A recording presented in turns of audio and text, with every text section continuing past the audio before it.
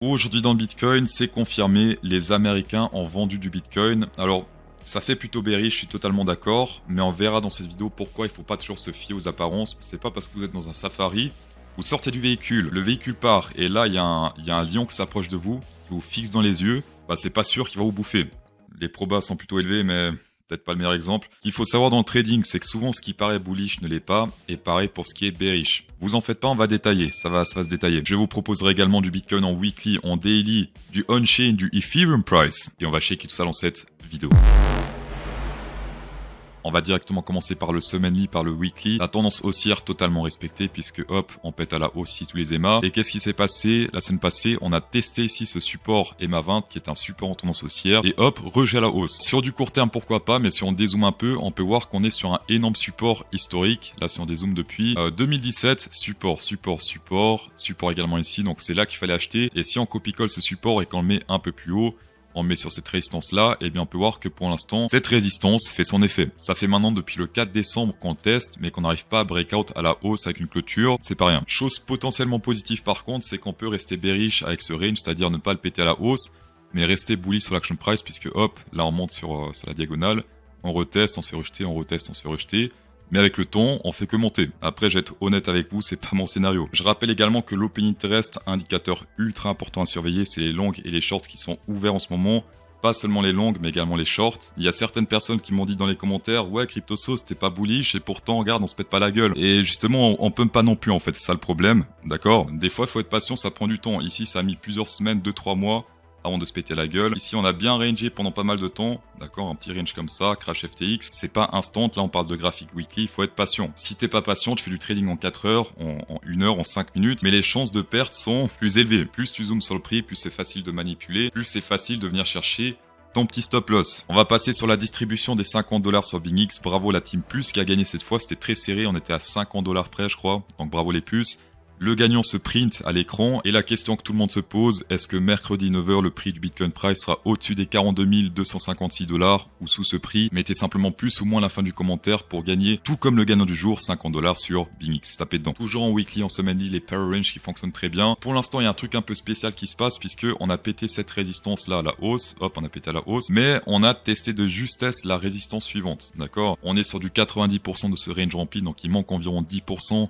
Même moins je dirais, pour aller à la résistance suivante. Par contre, ce qui sera intéressant selon moi, c'est si on pète ce support ici à la baisse, cette semaine ou la semaine prochaine, peu importe, avec une clôture, pas avec une tige, eh bien c'est un short, tout simplement, puisque hop, on pourra aller au support suivant, et ça pourra faire très mal au boule, puisqu'il n'y a pas grand chose ici jusqu'à environ, tout dépend de la vitesse à laquelle on descend, mais jusqu'à environ 33 900, voire même 33 200, selon le temps que ça met pour se péter la gueule. Également, je rappelle que je préfère trader les breakouts à la baisse parce que plus on met de temps pour atteindre la target, plus on se fait d'argent puisque la target fait que descendre. Donc plus on short, plus on se fait d'argent. Par contre, quand on breakout à la hausse, eh bien plus le temps avance, moins on se fait d'argent parce que la target fait que baisser avec le temps. On va passer sur le Bitcoin en daily. Ici, plus ou moins tout se passe comme prévu puisqu'on avait une HP Special Go qui a annoncé le 0,32 Fibonacci, 42 264 $, pile poil atteint ici. Sur l'open interest également souvent une zone d'achat, cette zone quand on teste ce niveau ici, eh bien souvent il fallait acheter également ici et une fois plus, c'était dans cette zone-là, c'était le 23 janvier. On a testé ce niveau et qu'est-ce qui s'est passé? Eh bien, pump. Donc ça, on est très content pour ceux qui ont tradé le signal Special Go. Attention, TP1, 0,3 très important.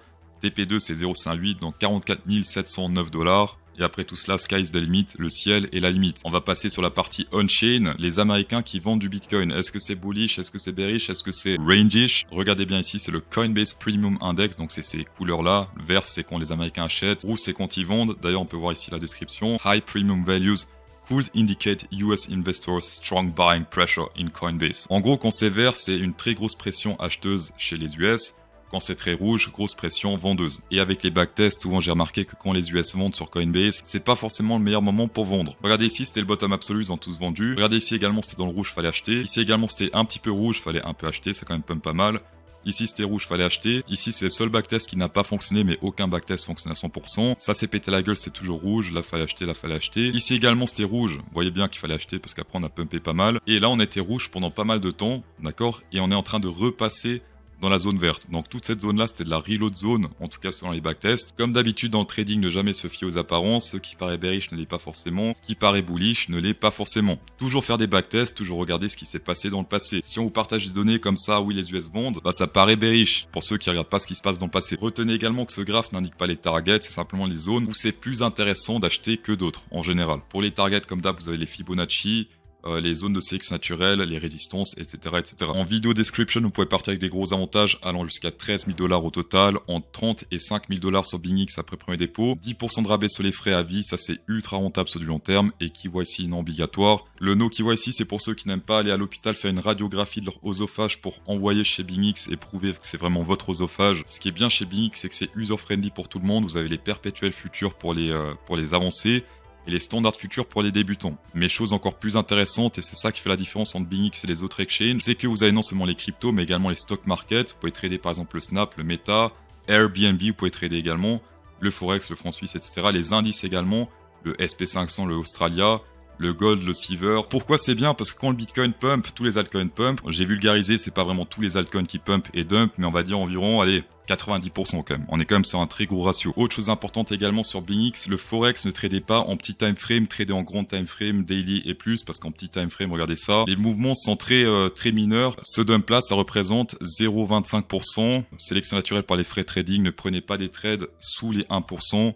Sur n'importe quel exchange, d'accord. Vous pouvez trader du Forex, mais seulement si vous faites 1% minimum, par exemple là. Ça, vous pouvez en daily 2%, 3%, 4%, etc. Ici également, zone très importante à défendre parce que si on pète ce niveau ici à la baisse, eh bien on retourne très facilement jusqu'à la zone suivante, 1911 $, ce qui fait un dump potentiel par rapport au prix actuel de 16%, c'est pas rien sur l'Ethereum. Pour l'instant, le support est respecté et même on semble se faire rejeter pour l'instant à la hausse. Et autre chose intéressante sur l'open interest, c'est ce support diagonal. Souvent, c'était ici qu'il fallait acheter durant cette tendance haussière. Ici également, il fallait acheter puisqu'on a testé ce niveau, hop, on se fait rejeter à la hausse. Et pour l'instant, on teste pas encore, mais presque. Donc si d'ici quelques jours, on teste, on voit une sorte de petit range un peu comme ici. Perso, je vais clairement chercher des longues et la chose qu'on veut pas, bien sûr, pour pas chercher des longues, c'est un breakout de ce truc à la baisse, d'accord, breakout à la baisse. Ça, c'est pas très bon, sachant que, regardez ici sur le RSI, on a breakout un gros support ici, rouge à la baisse. Si on reteste, rejet à la baisse, pas très bon pour la suite également parce qu'il y a beaucoup d'espace au sud. On est sur les 48 et il y a encore pas mal d'espace jusqu'à la zone de survente RSI environ 30. Et c'est pas parce qu'on est dans la zone de survente que le dump est forcément terminé. Donc sur le Ethereum price, pour acheter ce qu'on veut, c'est ici on voit une sorte de stabilisation sur le Pinterest, ça c'est ce qu'on veut. Également sur le RSI, ce qui serait bien pour acheter, c'est une réintégration ici à la hausse. Transformation support, ça également serait bien pour acheter. Et ce qu'on veut pas, c'est un breakout de ce support sur le Pinterest à la baisse, avec un retest ou un truc comme ça. Et pareil ici, retest, rejet à la baisse, ça c'est bearish, et on pourra shorter tout de ground jusqu'à environ la target qu'on a vue juste avant. Et encore, ça c'est que la première target. Également bonus sur le Ethereum contre le Bitcoin. Bravo à tous ceux qui ont shorté le Ethereum et longué le Bitcoin pour gagner la différence. Là, on est sur pour ceux qui ont shorté la résistance, vous avez fait un 12% de profit, ce qui est magnifique. Chose intéressante également sur le Ethereum, regardez bien, un support, c'est pas forcément toujours une zone pour acheter, c'est des fois également pour vendre. Si on fait des backtests bearish, bah c'est pour vendre. Si on fait des backtests bullish, c'est pour acheter. D'ici les semaines à venir, si on reteste le bottom de ce range, ça m'étonnerait pas. Et d'ailleurs, si on reteste le bottom de ce range, regardez bien, hop, support énorme. On répéterait support à la baisse et là on risquerait de partir sur une tendance baissière Ethereum face au Bitcoin sur du très long terme. Peut-être que l'Ethereum perdra sa deuxième place, qui sait, c'est possible, mais je pense pas sur du court terme. Il y a Solana qui arrive en force, qui est bien moins cher que l'Ethereum mais qui fait un peu la même chose que le Ethereum. Solana c'est quoi? C'est quelques centimes les frais de transaction il me semble. Ethereum c'est plusieurs dollars. Rien que ça fait la différence en fait. Il faut quand même que le Solana fasse encore un x6, x7 pour le dépasser. Mais après, le Ethereum aujourd'hui c'est un peu la locomotive de la smart chain. Le Bitcoin, le Ethereum, ils sont là. Il y a mieux, par exemple pour le Bitcoin, il y a le Monero qui est mieux selon moi. Et pour le Ethereum, honnêtement, je crois qu'il y en a 10 000 qui sont mieux. Le Solana, le Polygon aussi que j'adore, même pas 1 centime la transaction, c'est magnifique. Même le BNB théoriquement est meilleur que l'Ethereum. Le time gives the answers, le temps donne les réponses. Voilà. Dans tous les cas, merci d'avoir checké cette vidéo, c'est toujours un plaisir. Insérez un pouce bleu dans cette vidéo pour incrémenter encore plus le plaisir. Et bonne soirée.